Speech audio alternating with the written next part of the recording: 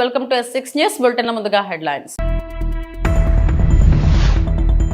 సచివాలయంలో ప్రారంభమైన కలెక్టర్ల సదస్సు.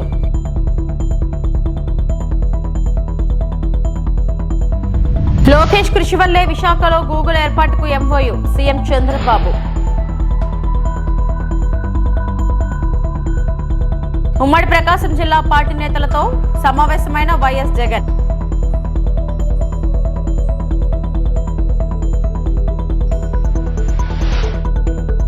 ప్రతి సంక్షోభంలో అవకాశాలు ఉంటాయని సీఎం చంద్రబాబు అన్నారు. సచివాలయంలో నిర్వహించిన కలెక్టర్ల సదస్సులో ఆయన మాట్లాడారు. సంక్షోభంలో అవకాశాలు సృష్టించుకోవడమే నాయకత్వం అన్నారు. ప్రజా చైతన్యమే ప్రజాస్వామ్యానికి శ్రీరామ లక్ష్య అని చెప్పారు.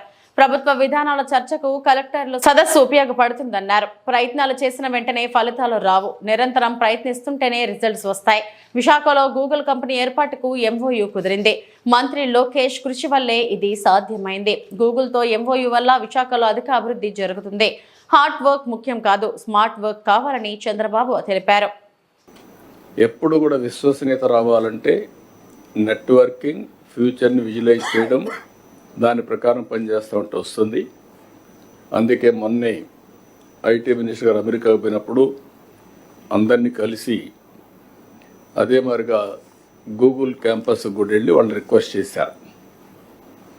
దాని ఫలితం ఈరోజు గూగుల్ కంపెనీ విశాఖపట్నానికి రావడానికి మీకంటే ముందే ఒక MOU చేసి ఇక్కడికి వచ్చాం. దానికే లేట్ అయింది. ఒక ½ అన్ అవర్లో మీటింగ్ అవుతుంది అనుకున్నాం, కానీ వాళ్ళని కూడా మనం ప్లీజ్ చేయాల్సిన అవసరం ఉంది. ఎవరైనా వచ్చినప్పుడు మీకు కూడా బ్యూరోక్రసీ కూడా ఇది ఒక లెసన్, అందరికీ బ్యూరోక్రసీ కాకుండా మినిస్టర్స్కి కూడా. మనం కానీ ఒక పాజిటివ్ నెట్వర్కింగ్ కానీ పాజిటివ్గా కన్విన్స్ చేయగలిగితే ఆటోమేటిక్గా పాజిటివ్ యాక్షన్స్ వస్తాయి. మనం వచ్చారు, ఈరోజు వచ్చారు.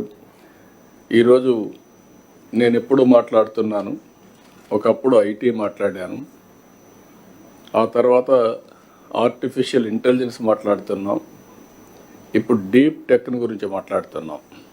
అంటే వేరియస్ మార్పులు చేర్పులు వస్తున్నాయి భవిష్యత్తులో. వారు ఈరోజు వచ్చినప్పుడు అగ్రిమెంట్ చేసుకునేది ఒక MOU చేశాం. We are looking at a big opportunity in AI. Signed an MOU with Google. This will help in huge development in Visakhapatnam. ఈరోజు వాళ్ళు వచ్చినప్పుడు అంటున్నారు, విశాఖపట్నం మీరు ప్రపోజల్స్ చెప్పిన తర్వాత వెళ్ళాం, ఫస్ట్ హ్యాండ్ కొంచెం సర్వే చేసుకున్నాం. మా లెక్క ప్రకారం one of the best city, we are totally impressed అనే పరిస్థితికి వచ్చారు. ఇప్పుడు బిగ్ ఫర్మ్స్ లైక్ గూగుల్ కానీ ఇక్కడికి వస్తే, విశాఖపట్నానికి వస్తే స్ట్రాటజిక్ ఇన్వెస్ట్మెంట్లో that is a game changer. ఎందుకు నేను ఈ మాట వాడుతున్నానంటే, డేటా సెంటర్ రాగలిగి అదే మరి artificial intelligence, machine learning, deep tech ఇవన్నీ కానీ ఉపయోగించగలిగితే ఇది గ్లోబల్కే, ప్రపంచానికే ఒక సర్వీస్ హబ్ కింద తయారవుతుంది. డేటా సెంటర్ వచ్చి, ఆర్టిఫిషియల్ ఇంటెలిజెన్స్ వచ్చి, అదే సమయంలో సీ కేబుల్ ఇవన్నీ కనెక్ట్ చేస్తే ప్రపంచానికి అనుసంధానం చేసే పరిస్థితి వస్తుంది. AIకే ఇది ఒక స్ట్రాటజిక్ లొకేషన్ అవుతుంది. నేను ఇటీవల కాలంలో మీ అందరితో మాట్లాడుతున్నాను, మళ్ళీ కూడా ఈరోజు కూడా అంటున్నాను, మీరు ఎంత హార్డ్ వర్క్ చేశారనేది ముఖ్యం కాదు, ఎంత స్మార్ట్ వర్క్ చేశారనేది ముఖ్యం. మనకు అవుట్కమ్స్ రావాలి. మనం కష్టపడి పనిచేస్తున్నాం, ఫలితాలు లేకపోతే దానివల్ల. సచివాలయంలో కలెక్టర్ల సదస్సు ప్రారంభమైంది. CM Chandrababu, deputy CM Pawan Kalyan, మంత్రులు, ఉన్నతాధికారులు పాల్గొన్నారు. భవిష్యత్తు లక్ష్యాలపై కలెక్టర్లకు సీఎం దిశానిర్దేశం చేశారు. ప్రజల ఆశలు, ఆకాంక్షలకు అనుగుణంగా పనిచేయడానికి ప్రభుత్వం పనితీరు సమీక్షించుకోవడానికి ఈ సమావేశం ఎంతో కీలకమన్నారు. కలెక్టర్స్ కాన్ఫరెన్స్ లో మంత్రి పయ్యావుల కేశవ్ మాట్లాడారు. గౌరవ ముఖ్యమంత్రి శ్రీ నారా చంద్రబాబు నాయుడు గారికి, ఉప ముఖ్యమంత్రి పవన్ కళ్యాణ్ గారికి, సహచర మంత్రి వర్యులకు, ప్రధాన కార్యదర్శికి, DGP గారికి, కార్యదర్శులు, జిల్లా కలెక్టర్లు అందరికీ నమస్కారం. ప్రజల ఆశలు, ఆకాంక్షలకు అనుగుణంగా పనిచేయడానికి, ప్రభుత్వ తీరుని సమీక్ష చేసుకుని సరిదిద్దుకుని ముందుకు పోవడానికి ఈ సమావేశం ఎంతో కీలకమైనటువంటిది. గౌరవ ముఖ్యమంత్రి గారి ఆలోచనలను, ఆదేశాలను అమలు చేయడం కోసం మనం అందరం ఇవాళ ఇక్కడ కూర్చున్నాం. Senior bureaucrats, front line leaders and all the elected representatives, we all have one thing in common: to achieve the goal of the Chief Minister. We have to resolve ourselves to translate our shared vision into tangible outcomes. ముఖ్యమంత్రి గారితో నా ప్రయాణం 1994 November, అంటే దాదాపు ఈ రోజుకి 30 సంవత్సరాల క్రితం ప్రారంభమైంది. 7 ఎన్నికలు చూశాను. మొదటి సంవత్సరంలో 95లో ముఖ్యమంత్రి గారు ఎంత తపనతో ఆరాటంతో పనిచేశారు. 30 సంవత్సరాల తర్వాత అంతకు మించి రెట్టించినటువంటి తపన ఆరాటం ఇవాళ ఆయనలో చూస్తున్నాం. స్పష్టమైనటువంటి మార్పును గమనిస్తున్నాను. అనునిత్యం ఆయన వెనకాల నడిచినటువంటి వ్యక్తిగా, ఆయన ఆలోచనలకు అనుగుణంగా పనిచేసినటువంటి వ్యక్తిగా నాకు ఆయనలో ఒక స్పష్టమైన మార్పు కనపడతా ఉంది. ఈ మిగిలినటువంటి జీవితం ప్రజల కోసమే అన్నటువంటి ఒక ప్రధానమైనటువంటి లక్ష్యంతో ప్రతి నిర్ణయంలోనూ ఒక మానవత్వ కోణం ఉండాలి అనే రకంగా ఆయన చేస్తున్నటువంటి ఆలోచన, ఆయన పడుతున్నటువంటి తపన నిజంగా మనందరికి కూడా మార్గదర్శకం కావాలని చెప్పి నేను కోరుకుంటూ ఉన్నా. ఇది సుదీర్ఘ ఉపన్యాసానికి టైం కాదు. Briefly I want to tell what is the state of affairs today.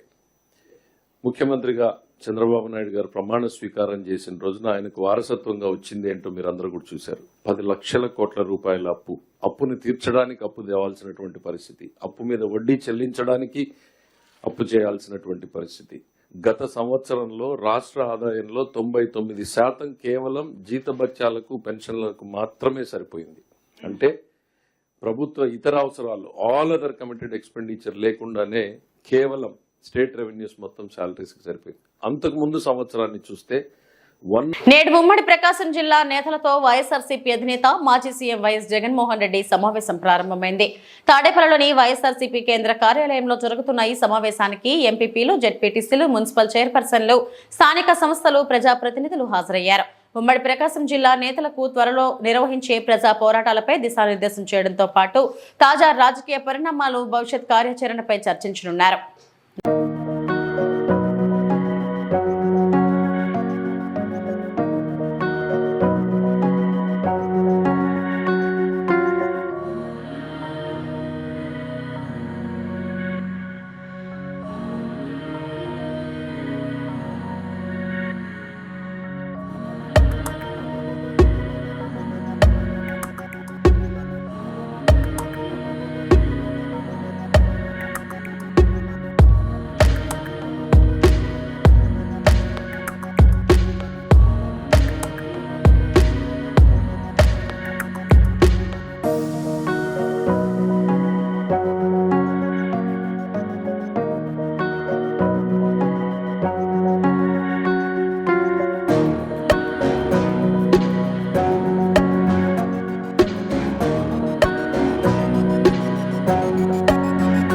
అడుగుతూ ఉన్నారు, ఏమైంది ఆ 36,000 అని చెప్పి చిన్నపిల్లల ఉద్యోగం కోసం ఎదుగుతూ ఉన్న పిల్లలు అడుగుతూ ఉన్నారు, ఏమైంది మా 20,000 అని చెప్పి రైతన్నలు అడుగుతూ ఉన్నారు.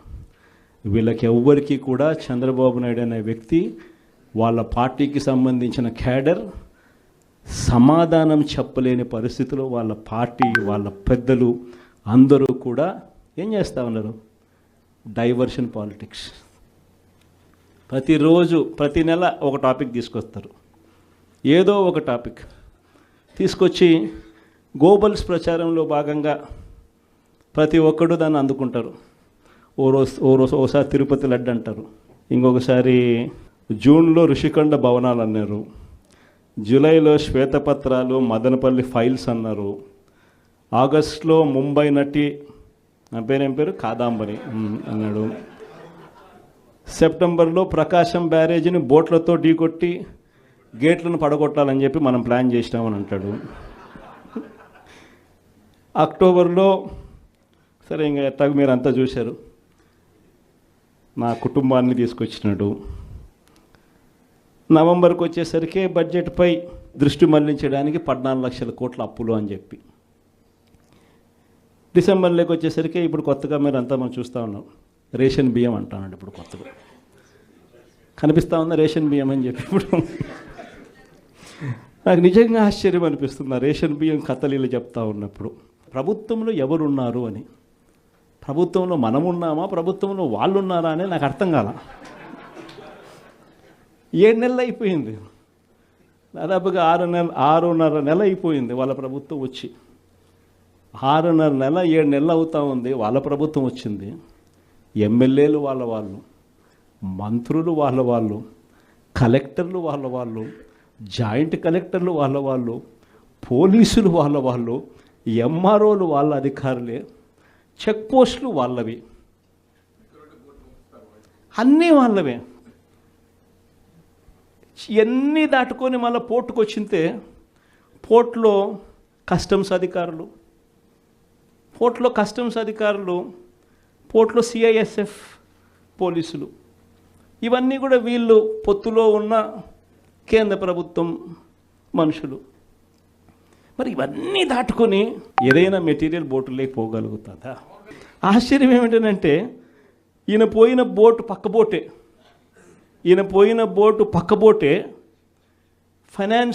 ప్రస్తుత ఫైనాన్స్ మినిస్టర్ పయ్యావుల కేసు. జల్పల్లిలోని తన నివాసం వద్ద జరిగిన ఘర్షణ అనంతరం సినీ నటుడు మోహన్ బాబు ఆసుపత్రిలో చేరారు. గచ్చిబౌలిలోని కాంటినెంటల్ ఆసుపత్రికి వెళ్లారు. ప్రస్తుతం ఆయనకు వైద్యులు చికిత్స అందిస్తున్నట్లు సమాచారం.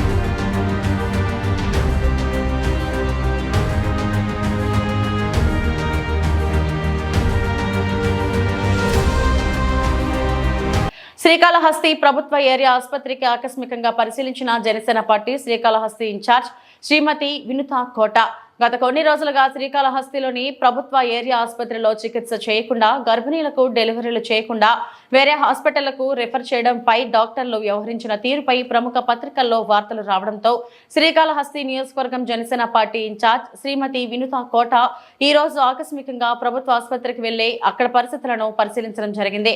రక్తం లేదని కారణం చెప్తూ నిన్న ఒక గర్భిణి తిరుపతికి రిఫర్ చేయడంపై డాక్టర్ను అక్కడ సిబ్బందిని అడిగి తెలుసుకున్నారు.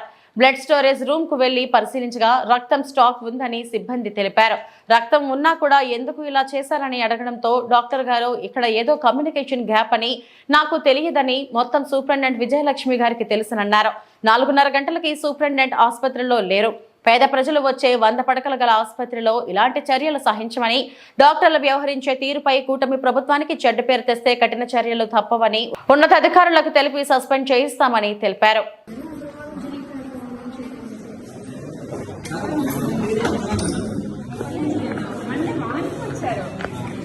మార్నింగ్ వచ్చారు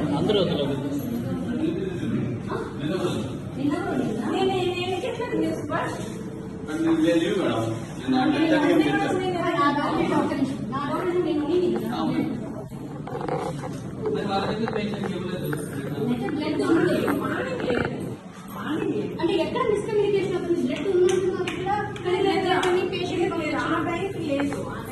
మార్నింగ్ సెక్షన్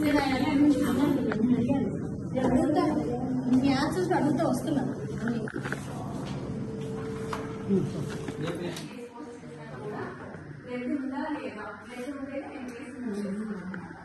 నేను ఉన్నాను, నేను మార్నింగ్ ఉన్నాను.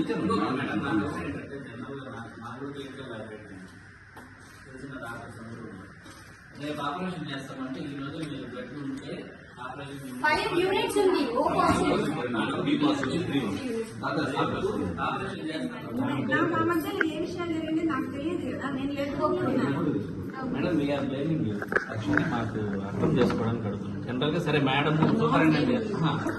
సూపరింటెండెంట్ గారు మీరు మండే రండి అని చెప్పారంటున్నాం. ఫర్ ఎగ్జాంపుల్ వాటి టెక్నిక్స్ మండే రండి అని చెప్పారంటున్నాం.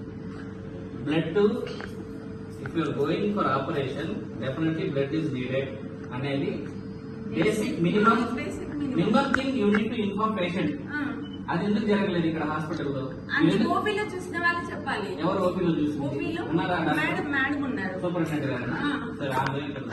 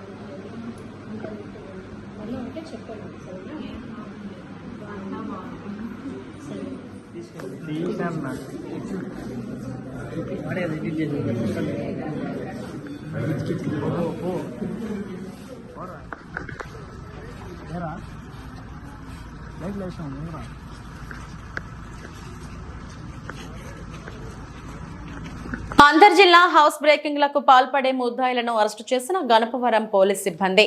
70 లక్షల విలువగల బంగారం, వెండి వస్తువులు మరియు 63,000 రూపాయల క్యాష్ స్వాధీనం.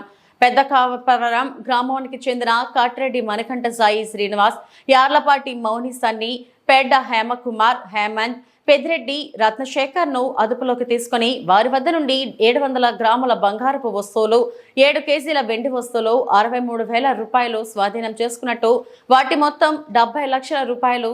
ముద్దాయిలు ఏలూరు జిల్లాలో గణపవరం మరియు భీమడోలు, పశ్చిమ గోదావరి జిల్లా ఉండి ఆకువీడు పోలీస్ స్టేషన్ పరిధిలో 10 కేసులలో నేరస్తులు.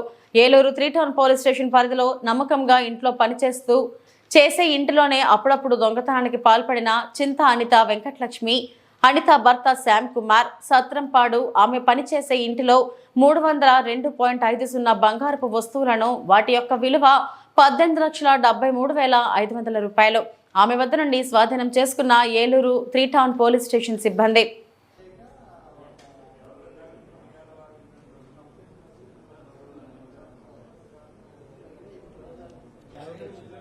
Eluru sub division police officer మన శ్రావణ్ కుమార్ గారు, తర్వాత వాళ్ళ సిఐస్ ముఖ్యంగా మన సిఐ గణపవరం సుభాష్, తర్వాత సిఐ భీమడోల్, తర్వాత మన సిఐ ఏలూరు 3 టౌన్, తర్వాత మళ్ళీ ఆకివీడు సిఐ గారు వెస్ట్ గోదావరి జిల్లా, వీళ్ళందరూ కూడా ఒక మంచి దొంగల ముఠాను పట్టుకొని చాలా పెద్ద ఎత్తున ఈ బంగారు, వెండి సీజ్ చేయడం జరిగింది.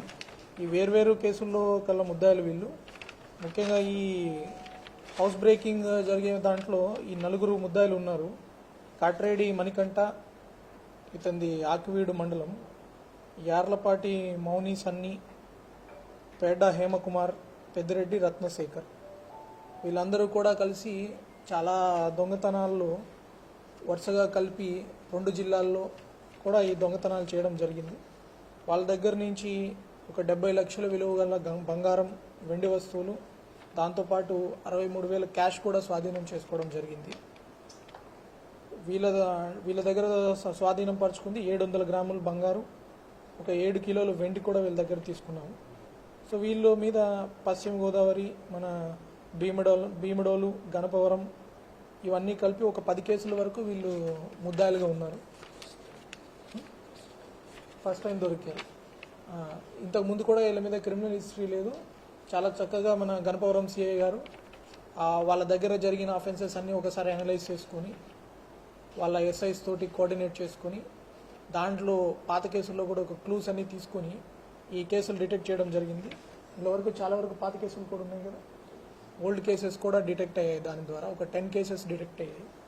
అది కాకుండా మన ఏలూరు 3 టౌన్ పోలీస్ స్టేషన్లో కూడా ఇంట్లో పనిచేసి ఇంట్లో వాళ్ళకి నమ్మకంగా ఉంటున్నట్లు నటిస్తూ చింత అనిత వెంకటలక్ష్మి అలియాస్ అనిత, వీళ్ళందరూ కలిసి ఆమె వాళ్ళ ఇంట్లో సత్రంపాడులో ఒక ఇంట్లో ఒక 302 గ్రాముల బంగారుని చోరీ చేశారు. దాని విలువ అప్రాక్సిమేట్గా మనకి 18,73,500 ఉంటుంది. ఈ కేసులో కూడా మన 3 టౌన్ సిఐ గారు కన్సిస్టెంట్గా ఎఫర్ట్స్ పెట్టుకొని ఆమె ద్వారా ఆమెను గుర్తించడమే కాకుండా మొత్తం పోయిన బంగారంతా కూడా ఇంటాక్ట్గా రికవరీ చేయడం కూడా మనం అభినందించాలి. ఇట్లా మొత్తం మన ఏలూరు ఈ సబ్ డివిజన్ టీము, తర్వాత మన ఆకివీడు టీంతో కూడా చూసుకుంటే మనం 1 కిలో బంగారు, ఒక 7 కిలోల వెండి వస్తువుల్ని, ఒక 63,000 క్యాష్, అంటే మొత్తం ఒక 88,73,000 రూపాయల వర్త్ ప్రాపర్టీని ఈరోజు రికవర్ చేయడం జరిగింది. ప్రముఖ పుణ్యక్షేత్రమైన శ్రీకాళహస్తీశ్వర స్వామివారి దేవస్థానానికి అనుబంధమైన శ్రీ ఏడుగంగమ్మల ఆలయం నందు జాతర సందర్భంగా ఈ రోజు సాయంత్రం శ్రీకాళహస్తి శాసనసభ్యులు బొజ్జల వెంకట సుధీర్ రెడ్డి దంపతులు, కోల ఆనంద్ సంయుక్తంగా శ్రీ ఏడుగంగమ్మల జాతరకు శ్రీకాళహస్తీశ్వర స్వామివారి దేవస్థానం నుంచి సారెను సమర్పించారు. ఈ కార్యక్రమంలో దేవస్థానం deputy EO N R Krishnareddy, AEO Lokesh Reddy, దేవస్థానం ప్రధాన అర్చకులు Karunakaran, Gurukul superintendent and CSO Nagabhushanam Yadav, temple inspector Sudarshan మరియు ఆలయ అధికారులు, సిబ్బంది మరియు భక్తులు అధిక సంఖ్యలో పాల్గొన్నారు.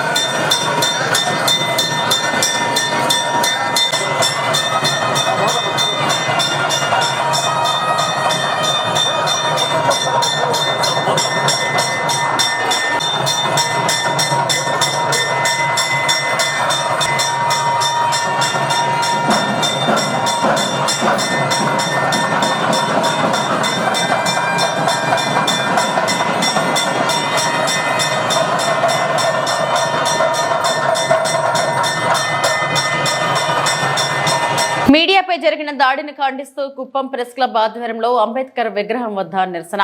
మీడియాపై మోహన్ బాబు దాడి చేయడాన్ని ఖండించిన కుప్పం జర్నలిస్టులు, మోహన్ బాబు దిష్టిబొమ్మను దగ్ధం చేసిన జర్నలిస్టులు, మీడియాపై దాడి చేసిన మోహన్ బాబును వెంటనే అరెస్టు చేయాలి, మీడియాపై జరుగుతున్న దాడులను అరికట్టాలని నినాదాలు చేసిన జర్నలిస్టులు, మోహన్ బాబుపై చర్యలు తీసుకోవాలని పోలీసులకు ఫిర్యాదు చేసిన జర్నలిస్టులు, నిరసనకు మద్దతు తెలిపిన జనసేన సమన్వయకర్త నరేష్, టీడీపీ కౌన్సిలర్లు దాము, జాకీర్, సోము, సురేష్.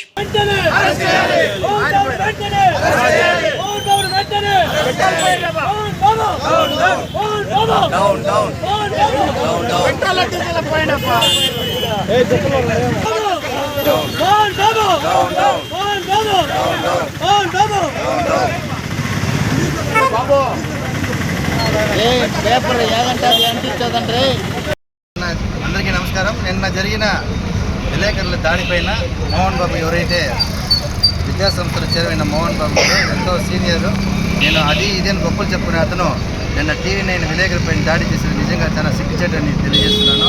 వారిని ఖచ్చితంగా వారిపైన పోలీసులు చర్యలు తీసుకొని వారికి తగిన శిక్ష విధించాలని కూడా ఒక భావి పౌరుడిగా నేను కోరుకుంటూ, ప్రత్యేక స్వేచ్ఛని హరించేదానికి ఎటువంటి అధికారం తనకు లేదు.